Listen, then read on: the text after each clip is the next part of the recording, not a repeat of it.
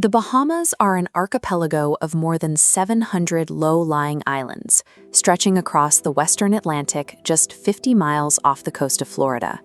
The people living here sit directly in the middle of the Atlantic hurricane corridor.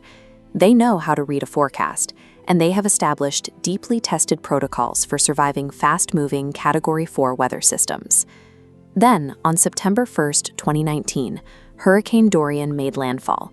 Its sustained winds reached 185 miles per hour, tying the record for the strongest Atlantic strike in recorded history. Standard hurricane protocols prepare residents for a temporary peak of violence. They offer no defense against a Category 5 storm that refuses to move.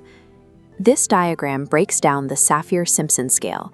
It is the universal standard used to communicate hurricane danger to the public, and it relies on exactly one variable: maximum sustained wind speed in miles per hour. The scale calculates the peak physical force of a storm's strike.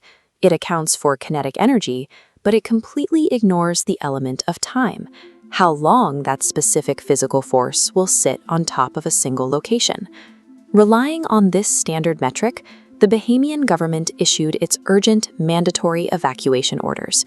They prepared the public for a brutal, but ultimately passing impact.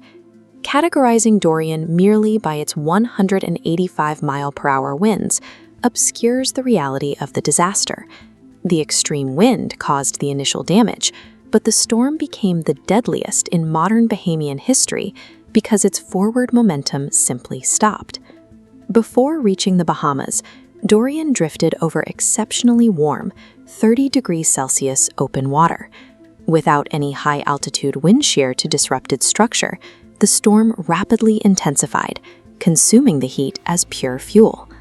This math illustrates upper-level steering currents. These atmospheric winds act like invisible tracks in the sky, physically pushing a hurricane forward across the ocean. Above Dorian, those tracks entirely collapsed. A high-pressure system over Bermuda acted like a solid brick wall, while a separate system to the south pulled the storm in the exact opposite direction. Stripped of its driving force, Dorian's forward speed bled away.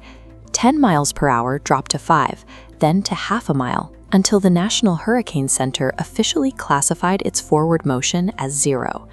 A Category 5 hurricane without steering currents is a loaded weapon left pointed at the same residential community for nearly 2 days. Residential buildings are engineered to withstand brief periods of extreme stress.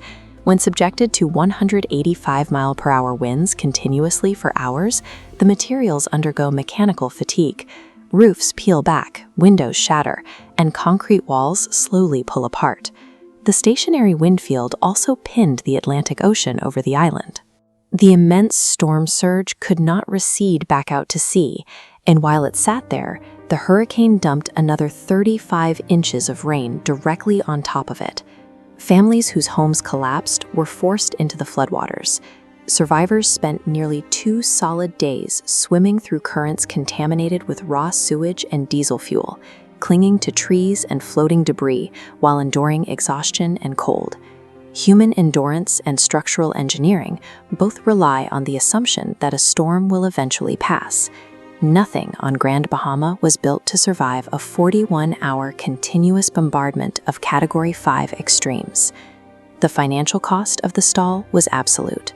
Great Abaco and Grand Bahama suffered $3.4 billion in damage, instantly wiping out a quarter of the entire Bahamian annual economy. In the informal housing sectors, the destruction was even more thorough.